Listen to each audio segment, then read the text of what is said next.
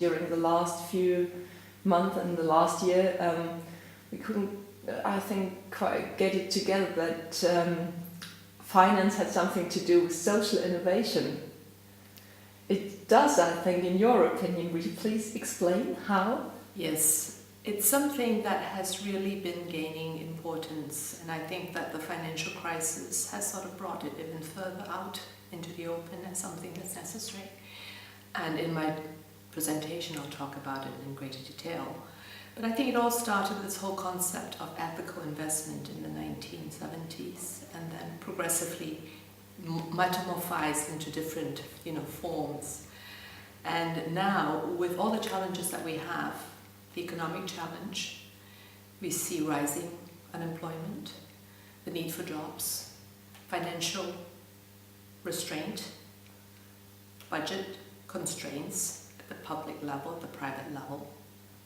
And so at the same time we have communities developing, increasing population, young people looking for jobs. I think it was Larry Summers who said that in the United States, for example, 1 in 5 men between the age of 25 and 55 is unemployed. And 20 years ago that figure was 5%. So we really need to find jobs for people, work.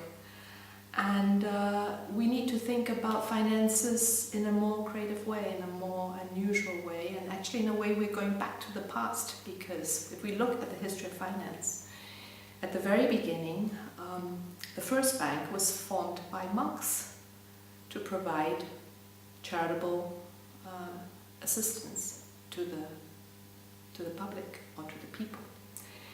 And we've seen it metamorphose into different forms, and then we've seen, financial innovation, which for most people mean financial engineering. And financial engineering really means creating money out of sometimes nothing. And it created a lot of liquidity, it created wealth for some people, but then it led to really huge financial disruptions. And so now we're looking back at what is called, long-term investing. And long-term investing also includes really looking at solutions for communities, and which involves social enterprise, which is a much more interesting way, let's say, to look at it. And so that is starting to happen slowly, still quite slow today, I think. A lot of people do not think it's very interesting, not very important. But hopefully it will become more important with time. I think it's a very optimistic view regarding what just happens in, for example, constraining the financial markets. Do you really think that especially, let's take banks, because I think that's your background, would be interested in this certainly totally different form of an idea about finance? Well, most banks do not think of this as being important, because it's very different from the kind of market activity that the banks have had. But I think one major difference is that before the financial crisis, we had a belief in unfettered markets, and that belief was institutional. It went from government to banks, to investors, to the public. Everybody believed in free unfettered markets.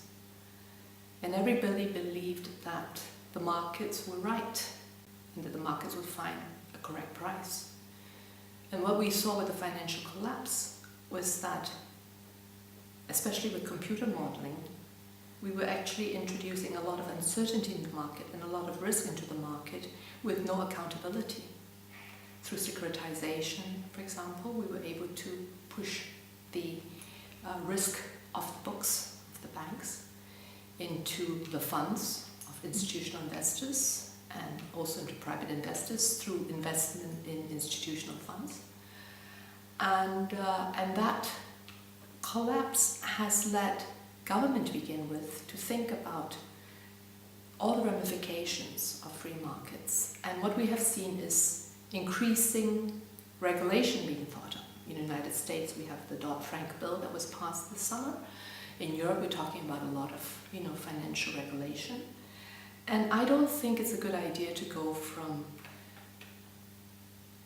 a paradigm where we believed everybody could do anything and the markets would prove us right, to a situation where everybody is restrained and where people are looking at more how to avoid breaking the rules than really creating any real value.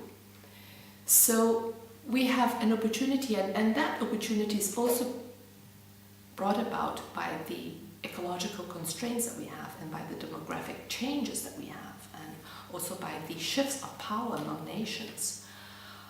We have a very different set of circumstances. We have circumstances today where in the past governments provided welfare, and we see, for example, in the UK, in the last budget that was announced, major cuts.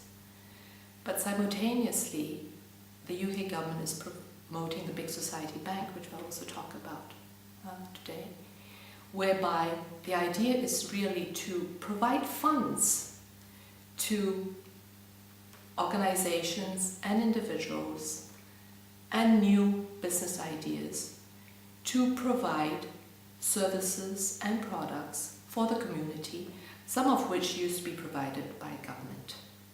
But we need to go one step further, because I don't think we should look at social investment as simply substituting for government. I think we should look at it, and for me this is the most exciting part, is how do we give investment to people who have a lot of energy, who have a lot of ideas, but who may not have the wherewithal to bring about their ideas and put it into practice.